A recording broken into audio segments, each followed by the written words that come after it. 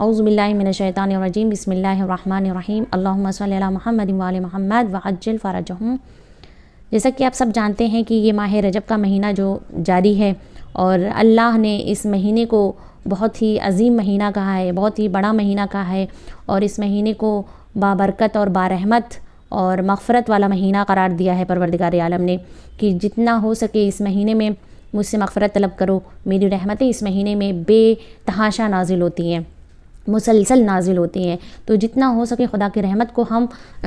جمع کرنے کی کوشش کریں، اسے لینے کی کوشش کریں، اسے اکٹھا کرنے کی کوشش کریں۔ اور آپ سب جانتے ہیں کہ جیسا کہ 13 رجب بہت ہی قریب ہے، اور 13 رجب کو ہمارے مولا امیر المؤمنین مولا متقیان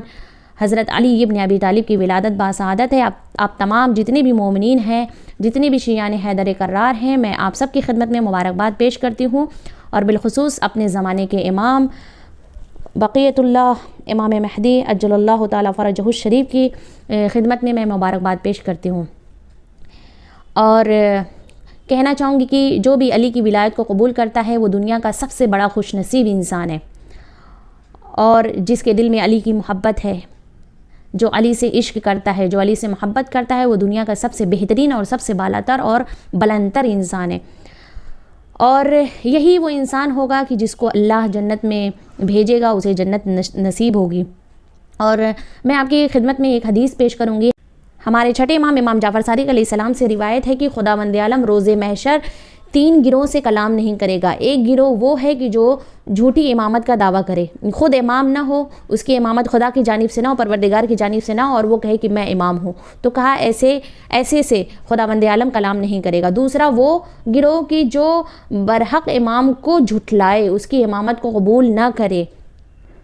اس سے بھی خداوند عالم کلام نہیں کرے گا۔ اور تیسرا گروہ وہ ہے کہ جو ان دونوں گروہوں کو سمجھے کہ مسلمان ہیں، یا ان کا جو ہے اسلام سے کوئی حصہ ہے، اگر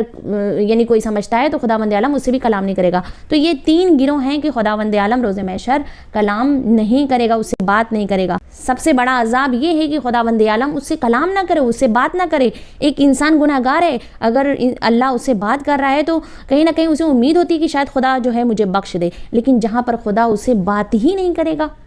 وہ سمجھ لیجیے اس کا کیا حال ہے۔ تو جس نے مولا علی کی ولایت کو قبول نہیں کیا اور رسول اللہ کی وفات کے بعد خود خلیفہ بن کر بیٹھ گئے ہیں، تو پھر ان کا حال کیا ہوگا۔ اس حدیث کے مطابق آپ سمجھیے کہ وہ کس جگہ کے لائق ہیں، وہ ان کا ٹھکانہ کیا ہے۔ پھر آپ خود سوچئے، اس حدیث سے یہ ثابت ہوتا ہے کہ جس نے بھی جھوٹی امامت کی ہے، خداوند عالم اس سے کلام نہیں کرے گا، اور جس سے خدا بات نہیں کرے گا اس کا ٹھکانہ تو واقعی میں جہنم ہے۔ اللہم صلی علی محمد وعلی محمد وعجل فرجہ۔